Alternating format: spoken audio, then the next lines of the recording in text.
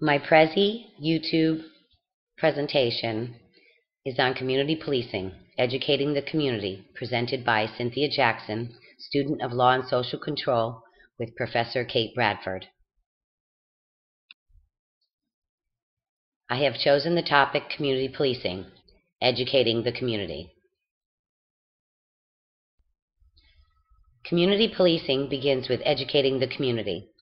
Local police departments use educating the community as a tool in advancing community policing.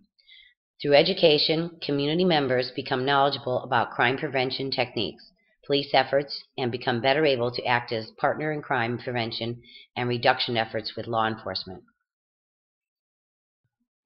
I have chosen an example of educating the community. In Florida, the Boca Raton Police Department discovered that due to an increase in elderly population and a concentration of people over the age of 80 in the city, those vulnerable adults were at an increased risk to become victims of crime. The Boca Raton Police Department recognized a need for education that led to the formation of an innovative new outreach program entitled the Elder Education Seminar, a series of presentations designed to inform both the elderly and their families about challenges faced by the elderly community. Another part of educating the community involves educating the private sector as well. Educating the private sector, restaurants, hotels, motels, or insurance companies can significantly aid law enforcement in deterring criminal behavior and further expand the breadth of any community policing effort. Members of the private sector also share the benefits of community preservation with residents and local law enforcement. I have two examples of educating the private sector. Number 1, the Silverthorne, Colorado Police Department implemented alcohol server training for local businesses and opened lines of communication with local restaurant owners. As a result, the number of arrests of DUI, driving under the influence, significantly declined from 167 in the year 2001 to 17 in the year 2002. My second example. In 2005, the Ocean City, Maryland Police Department created a specialized training called Teaching Effective Alcohol Management, or TEAM, for wait staff at local restaurants and other businesses that do catering. Another law enforcement group, called a task force, has become very crucial to community policing efforts. A small number of departments use task forces to support community policing efforts.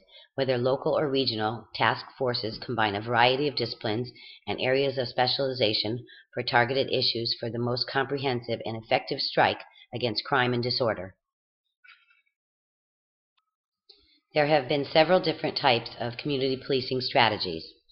A significant number of local police departments utilize individual community policing strategies such as training and cross-training, strategic planning, utilizing civilian volunteers, organizational change, program and resource development, and aligning officer performance measures with the community policing philosophy.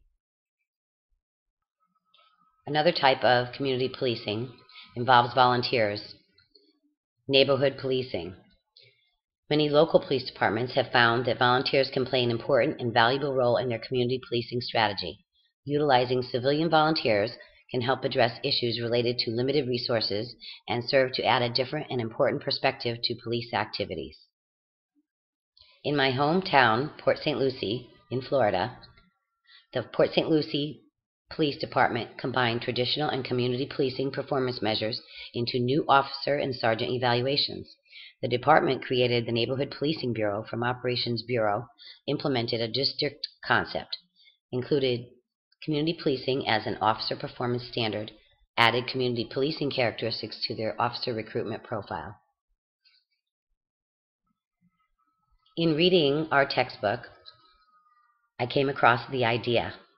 According to James Chris, the Antisocial Behavior Orders, the idea is that with meaningful collaboration between police and citizens, informal social control can be restored and strengthened because citizens are no longer antagonistic toward the police, but instead form partnerships with them to reduce levels of disorder, antisocial behavior, and crime in local communities.